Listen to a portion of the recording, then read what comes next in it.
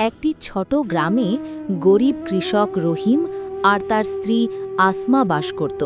তাদের জীবন ছিল খুব কষ্টের। আজ সারাদিন কাজ খুঁজেও কিছু পেলাম না।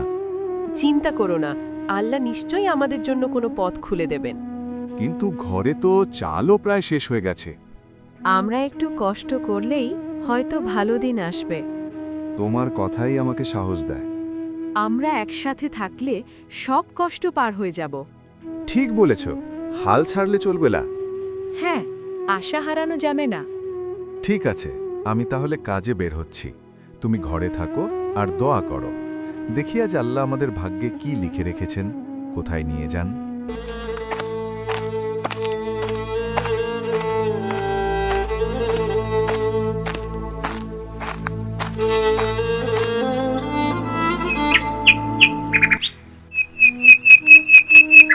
সন্ধ্যায় রহিম বাড়ি ফিরতেই দরজার সামনে একটি দুর্বল গরু দাঁড়িয়ে থাকতে দেখল। আসমা, দেখো তো এই গরুটা এখানে এলো কিভাবে?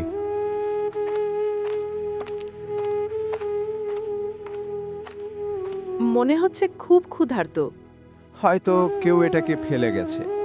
চলো একটু ঘাস এনে খেতে দিই। তোমরা ভয় পেও না। এ কি, গরু কথা বলছে?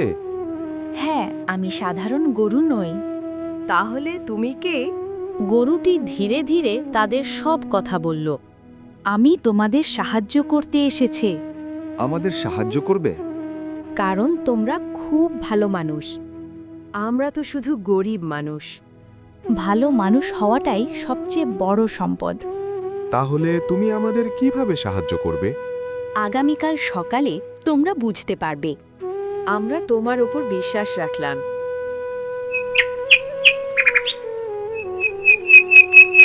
পরের দিন সকালে এক আশ্চর্য ঘটনা ঘটল। রহিম, দেখো গরুটি কত দুধ দিয়েছে। এত দুধ আমি জীবনে দেখিনি। এটা বাজারে বিক্রি করলে ভালো টাকা পাবো। হ্যাঁ, আজই বাজারে নিয়ে যাব। মনে রেখো, কখনো লোভ করবে না। আমরা শুধু সৎ পথে চলব।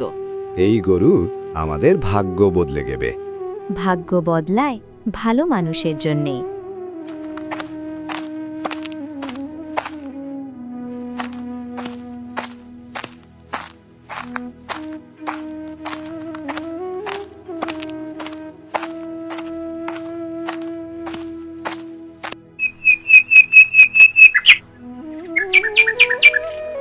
গ্রামের জমিদার এই খবর শুনে লোভে পড়ে গেল।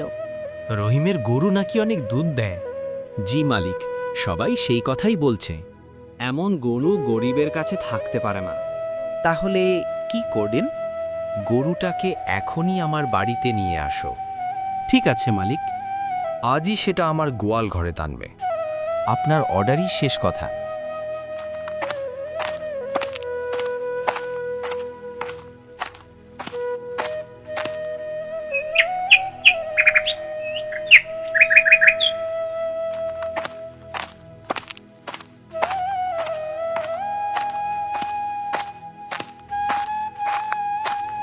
দয়া করে আমাদের গরুটাকে নিয়ে যাবেন না। জমিদারের আদেশ মানতেই হবে। এই গরুটা নিয়ে যেতে হবে এখনই। দাদা, একটু দয়া করুন। এই গরুটাই আমাদের শেষ সম্বল। এটা নিয়ে গেলে আমার পরিবার না খেয়ে মরবে। আমরা কিছু করতে পারবো না।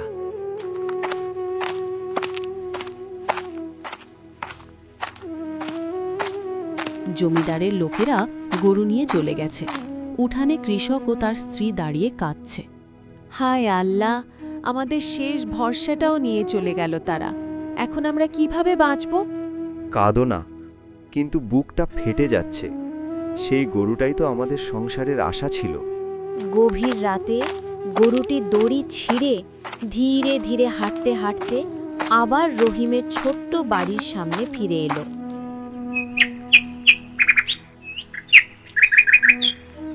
আসমা, তাড়াতাড়ি বাইরে এসে দেখো তো আমাদের উঠোনে কে ফিরে এসেছে। আরে, এই তো আমাদের প্রিয় গরু সত্যি আবার আমাদের কাছে ফিরে এসেছে। আমি তোমাদের ছেড়ে থাকতে পারিনি। তোমাকে ফিরে পেয়ে আমাদের মনটা খুব আনন্দে ভরে গেছে। তুমি শুধু গরু নও, তুমি তো আমাদের পরিবারের একজন সদস্যের মতো।